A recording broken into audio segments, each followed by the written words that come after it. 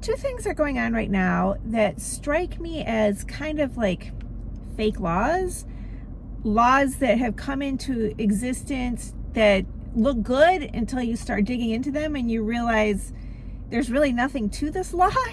So it just passed the rule in Michigan saying that in the whole state of Michigan, you can no longer say, I do not accept a Section 8 tenant. So that has now been signed. It's a law, and we can't say, I do not accept Section 8.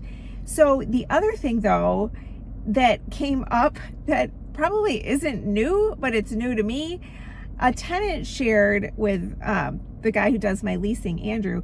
He shared a document with Andrew. He took a photograph of it, and I'll link it I'll give you a link to my blog so that I can put the photograph up in there so you can see it.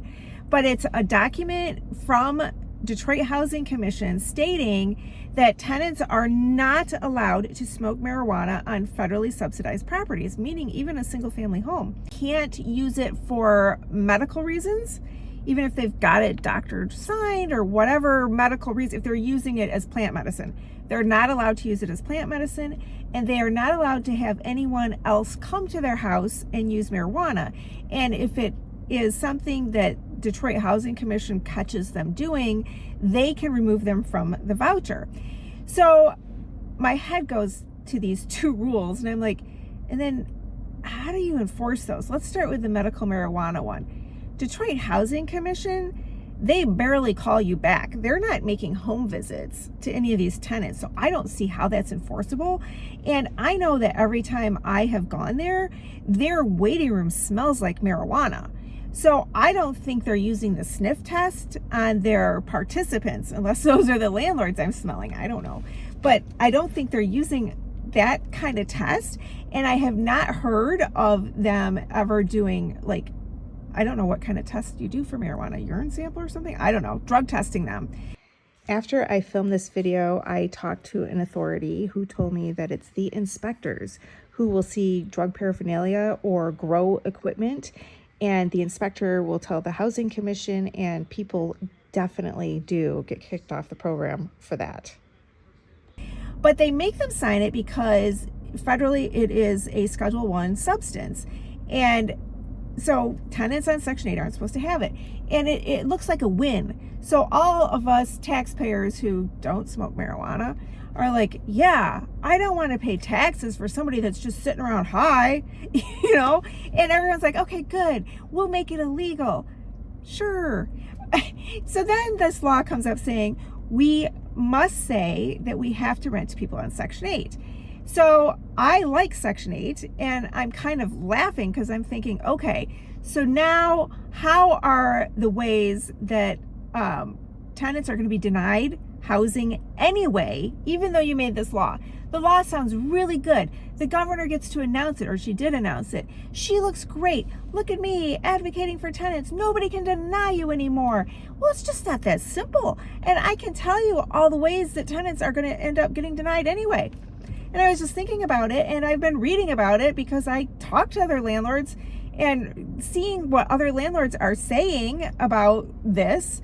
And, you know, it's not, the reason that it is a fair housing violation is it's the income part. You can't use the money that they're getting subsidized and say, well, you don't make 3 times the income, because you have to use their subsidized portion that the government is paying to even know if they have 3 times the income. I mean, that's a rule like most landlords have, is that you have to have 3 times the amount of income as there is rent. I'm not an attorney. I don't work for fair housing. I am speculating. You need to talk to your attorney if you're a landlord or a tenant about any of this stuff, because I just don't know. But these are my suspicions, and the more Section 8 applicants for me, the better. And I could see, after learning about this marijuana law, what if the landlord is in like casual conversation with the applicant and leads the applicant to declare that they smoke marijuana, or somebody that they live with smokes marijuana? You could be like, oh, I'm sorry, that's not even allowed on Section 8. I don't want to be involved in that. If you lost your voucher because of that under my watch, or, I mean, what if a landlord said that they would have to turn them in if they ever smelled marijuana to Section 8 because it's a federal offense. I just wonder, I don't know. I would be curious if a case could ever be made for that. But what I think is going to happen with Section 8 applicants is they're going to get denied anyway, because a lot of landlords have a rule that upon being accepted into their house, they have 14 days to move in and have a lease signed. And that's pretty much impossible for a tenant on Section 8, because on Section 8, they have to go through inspections. And a landlord can say that they are refusing to do repairs. That's a landlord's right to not. Are liking this video, the best thank you can give me is give me a subscribe. It helps my algorithm. It gets this information out to more landlords. Thank you so much. Not do any repairs that a Section 8 inspector calls them out on. And that would be an easy one, you would think, when we already have to do the repairs the city says. And there's even a landlord right now in Flint saying that he doesn't have to do those repairs, and he has a lawsuit. I'll put that in my blog too. I thought that was interesting, saying that you need, in order for the city to come in to do an inspection, he feels that they should have a warrant to search his property. Something like that. I'm not a lawyer, but I'll give you that link to that article. So I could see a landlord being like, yeah, but I refuse to do any inspections that some random Section 8 inspector wants to come up with. Or I could see a landlord saying, okay, but you need to move in within this amount of time, and I need all the money on move-in day. Section 8 does not do that. And as far as that 3 times the rental income, they come up with that after the tenant has moved in, at least in Detroit. We don't know what the Section 8 portion is compared to the tenant's portion until after a tenant has moved in. We can get a pretty good guess if their job hasn't changed and the rental amount hasn't changed from their last place. Other than that, we have no idea how that calculation is going to come up to even know a tenant's income. And I think what a lot of landlords do, and I have done this too, is if I get a bad applicant, I'll try to not call them back, and I say I try, because I'm also worried about that being a fair housing thing. It's like I have to tell them something. And I do remember this one time thinking, well, I'm just going to be honest that I'm denying this woman because she had this that we found when we were doing her background check. She destroyed her boyfriend's apartment, and it was in Costa Rica or somewhere else, not here in the United States. And so when she called, I'm like, well, I'm just going to tell her, we found this on your background check. And she went berserk and called, and you can't do that. And it sounded like she was about to destroy my apartment if I had one. And I was really kind of scared of this woman. So I'm like, do you tell them or do you not tell them? Because then they come after you if you tell them.